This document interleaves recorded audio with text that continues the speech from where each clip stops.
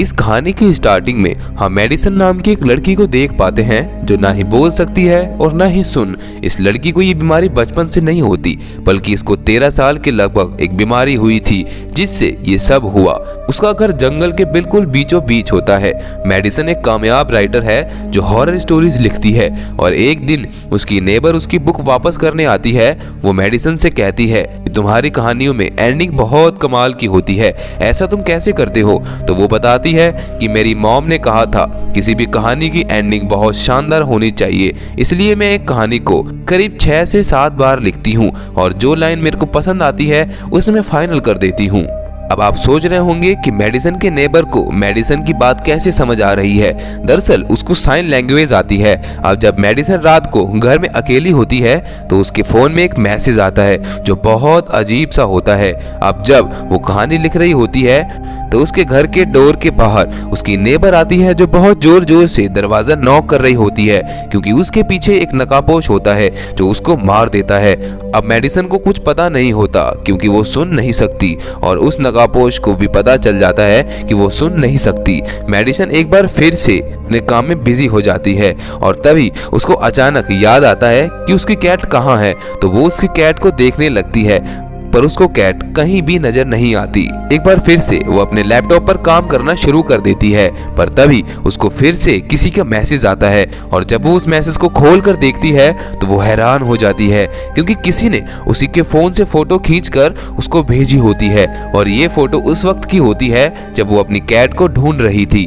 अब जब वो अपने घर के गेट से बाहर देखती है तो उसे वही नकाबपोश दिखता है और उसके हाथ में उसका फोन भी होता है। मेडिसन भाग के आती है और इमरजेंसी कॉल करने की कोशिश करती है, पर वो नकाबपोश मेडिसन की घर की इलेक्ट्रिसिटी को काट देता है।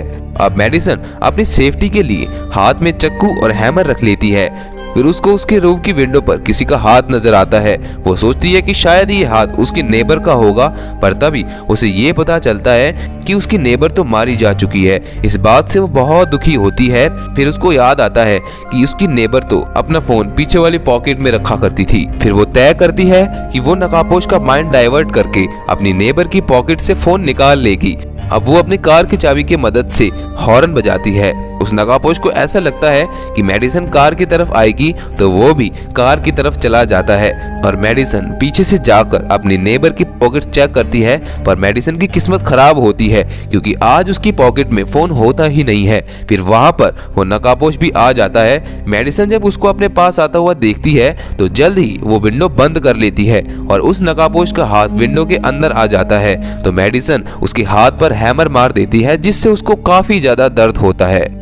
अब अगर वो नकाबपोश चाहे तो इस विंडो को तोड़कर मेडिसन को मार सकता है, पर ये एक साइको है जो इसके साथ खेल रहा है। अब मेडिसन उस घर से बाहर निकलती है पर वो नकाबपोश देखता है, पर वो नकाबपोश उसको देख नहीं पाता। जल्द ही उसको पता चल जाता है कि मेडिसन घर के बाहर है। अब मेडिसन अपनी टॉर्च ऑन करके दूर फेंक देती है, पर वो नकाबपोश उसकी चाल को समझ जाता है और जब मेडिसन ऊपर होती है तो वो नकाबपोश उसके पैर पर हमला कर देता है जिसका दर्द उससे सहन नहीं होता।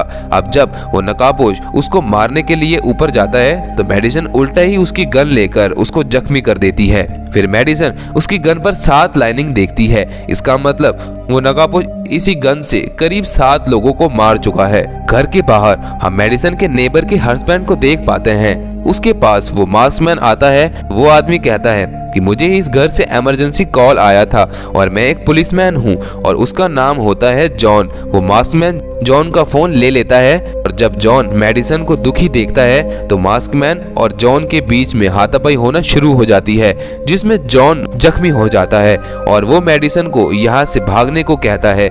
मेडिसन जॉन के लिप्स को रीड कर लेती है और यहाँ से भागने लगती है। वो मास्कमैन जॉन को मार देता है और वो मेडिसन के पास आकर उसको भी मार देता है, लेकिन ये सच्चाई नहीं होती। दरअसल मेडिसन अभी भी घर के अंदर होती है। वो यहाँ बैठी सब कुछ इमेजिन कर रही होती है, बल्कि ये सच्चाई जरूर होती है कि जॉन को उस मास्कमैन ने मार दिया होता है। अब मास्कमैन मेडिसन की बिल्ली को मारने वाला होता है, पर मेडिसन उसी की गन से उसको शूट करती है, पर वो गोली उसके कंधे पर लगती है जिससे उसको बहुत गुस्सा आता है। तो वो मेडिसन को मारने के लिए भागता है। तो मेडिसन बाहर देखती है कि एक एरो और पड़ा हुआ है। तो जब वो उसको उठाने के लिए अपना हाथ बाहर निकालती है तो तभी वो मास्कमैन दरवाजे को बंद कर देता है, जिससे मेडिसन की सभी उंगलियां टूट जाती हैं। फिर मेडिसन दरवाजे पर लिखती है कि डू इट, अगर तुम्हारे अंदर दम है तो मुझे मार कर दिखाओ। फिर मास्कमैन ये तय करता है कि इस ग्लास को तोड़कर अंदर जाएगा और मेडिसन को मार देगा। फिर वो मास्कमैन दरवाजे को तोड़ना शुरू कर देता है और मेडिसन भी मास्कमैन का पूरा हुलिया लिख देती है। साथ ये भी लिखती है कि मैं इसमें मारी जाऊंगी।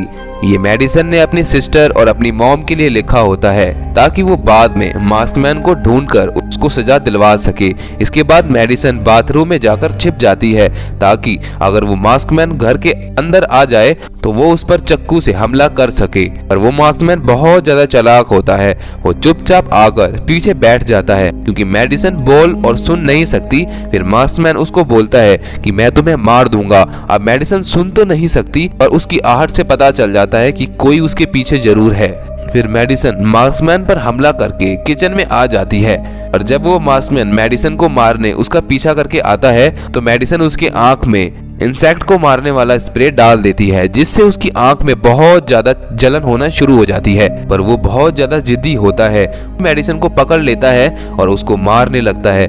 मेडिसन को ऐसा लगता है कि अब वो मारी जाएगी तो वो आखिरी पलों में अपने परिवार को याद करती है। पर तभी मेडिसन के हाथ में कुछ शार्प सी चीज आती है जिससे वो मास्कमैन को मार देती है और उसके पॉकेट से फोन निकालकर 911 पर कॉल करती है।